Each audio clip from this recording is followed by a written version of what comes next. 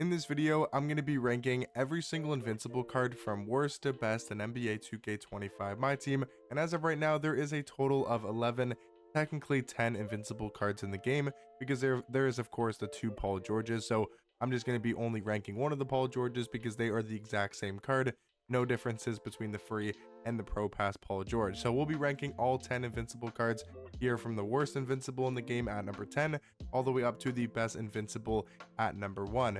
But the number 10 spot is going to be that Invincible Paul George, and realistically, this is not an Invincible card. If we're being technically, he is an Invincible, but what I mean is, compared to the other 9 Invincibles we'll be ranking, you guys will see they all have the best dribble sigs in the game. They're all going to have the Steve Francis size up, you know, the Darius Garland dribble style, the Kemba escape, maybe Curry escape. All of them have the tray behind the back. So Paul George doesn't have those sigs, and that's why he is easily the worst Invincible card in the game.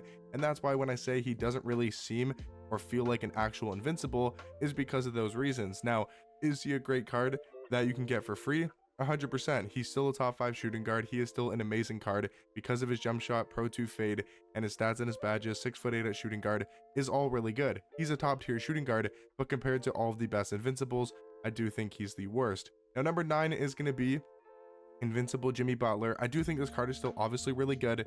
I'm assuming you guys can take a guess that all these Invincibles are the best cards in this game. 6'7" point guard, 6'8" wingspan. I think for me with Jimmy Butler, there's just taller point guards in the game, and there's also just cards that I like their jump shots more. But I do think this card, I mean, is damn near perfect. He's got the best sigs in this game, Pro 2 fade. Jared Culver base is good. Benedict Mathurin upper is solid on very quick timing. It's a good jump shot. It's just not my personal favorite, but of course, he is still one of the best cards in the game, but I think he's the 9th best Invincible. Number 8 is going to be Dr. J. I feel like for me, it really just comes down to liking his jump shot more. I do like his jump shot more. Pro 2 fade, of course, same dribble sigs. Also does have the Drew Eubanks motion style. What does Jimmy Butler have? He has his own motion style, which is just not as good as Drew Eubanks in my opinion. You'll see it on some other Invincible cards like Wemby and Shaq.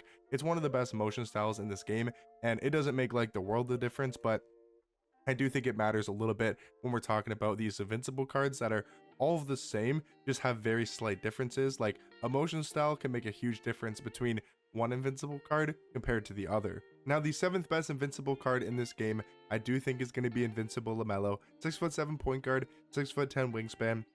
So he does have really good height at the point guard position. Still not as good as some other Invincible point guards because of their height at the point guard position. But I do think that's a little bit of a reason why LaMelo Ball is being held back from being like a top 5 Invincible card in this game. But I think number 7 is fair for LaMelo. His jump shot is genuinely insane. The KPJ base Oscar upper on very quick timing, it reminds me a ton of that same jump shot that I think it's the same exact jump shot that T-Mac had back in 2K20.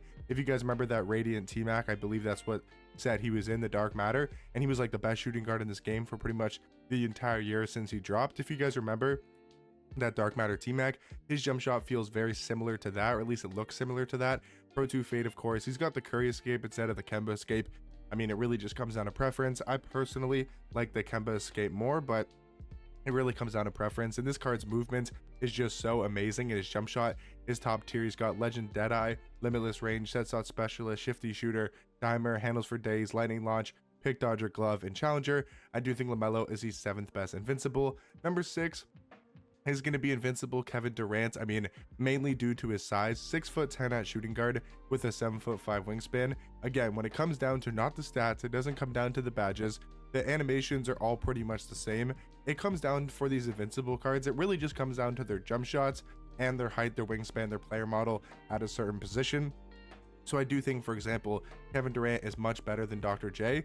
Maybe not much better, but he's better than Dr. J, not because of the animations, the stats, or the badges, but because in my opinion, he has the better jump shot, while also being 6'10" with a 7'5" wingspan, compared to only 6'11" with a 6'11" wingspan. So that's the main difference when it comes to these Invincible cards. It's never going to be the stats, it's never going to be the badges, and it's not going to be the dribble sigs, except when we're talking about Paul George, because again, you see all these dribble sigs that these cards are getting, Every single one has Steve Francis size up, has Darius Garland dribble style, either has Curry or Kemba escape, and they all have the tray behind the back.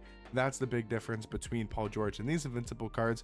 But between, Invincible Kevin Durant and Dr. J, it only comes down to the height, the wingspan, and the jump shot as well. Now getting into my top 5 Invincible cards, at number 5, I do have Invincible Giannis, 6'11" small forward with a 7'4" wingspan. But the thing you have to account with Giannis is the animations this card gets in game are genuinely like no other card in this game besides LeBron. His defense, even though it's the same defensive stats and badges pretty much as a card like Kevin Durant, he does have better legend badges for defense, which makes a huge difference. But this card, he just plays extremely good defense. He has an amazing player model. He gets crazy overpowered animations, and I do think his jump shot is great. I love the KCP upper this year. One of my favorite uppers in this game. Jared Culver base, like we talked about with Jimmy, is a really good base. He's got Pro 2 fade. He's got that Kemba escape compared to Kevin Durant. So I think between him and Kevin Durant, it's a very close debate, but I do think Giannis is slightly better at the small forward position. Now at number 4, I think the 4th best Invincible is Invincible Shaq. This card, guys, 7'1" at power forward with a 7'7" wingspan. And let me tell you, this Shaq card is unbelievably overpowered. His sigs and his movement feels like honestly better than Giannis and better than Kevin Durant. I don't know what it is about this card, but his movement just feels extremely good. His jump shot could be better, but he's an absolute force of nature at the power forward position. I mean, he's 325 pounds with one of the best player models in this game. That's going to be, again, a huge difference maker when it comes to comparing these Invincible cards. Having that size, that player model, and that dominant animations that Shaq gets really does make a difference, and that's why I think he's at number 4. Number 3 is going to be Invincible Jokic, and I'll just say him and LeBron are very close at the point guard position. Whether you want to go Jokic at 2 or LeBron at 3, it really comes down to opinion and preference. Now I will say for LeBron, I like his jump shot more. That's just a personal preference compared to Nikola Jokic, and that's about it. Besides the motion style, LeBron's also got the Caruso motion style, which is a lot better compared to the Jokic motion style. Also the pass style of Jokic I don't really like. I like LeBron's pass style a lot more than Nikola Jokic's. Again, that is super nitpicking, and that is very, very, very unique stuff that you're probably not going to really notice too much in game, is like a motion style or a pass style. But those are things that I would give this a slight edge to LeBron with. Also, again, just for me, mainly coming down to the jump shot. And again, same thing with Giannis. He gets those crazy good defensive animations. He gets those crazy slashing animations that a card like Jokic really doesn't get as high of a level as LeBron James. But at number 1, guys, the best card in my team and the best Invincible, it's going to be Victor Wembanyama. 7'4", can play the power forward position, 7'8" wingspan. I mean, we're talking about a Wemby card with perfect dribble sigs. His movement is perfect. He's got one of the best motion styles in this game. His jump shot is good. Now I will say I actually do like the jump shot on his Galaxy Opal and his Pink Diamond card more. I do like that jump shot where it's like overpowered and glitchy and where it's uncontestable, but still it's a really good jump shot. Pro 2 fade. I mean, it's Victor Wembanyama, guys. The size, the player model, the wingspan, all the type of stuff is super, super important, and I think it's a big reason why I do think Invincible Wemby is the best Invincible right now in this game. But let me know in the comment section down below, what would you guys change about my ranking, and I'll catch you guys in the next one. Peace.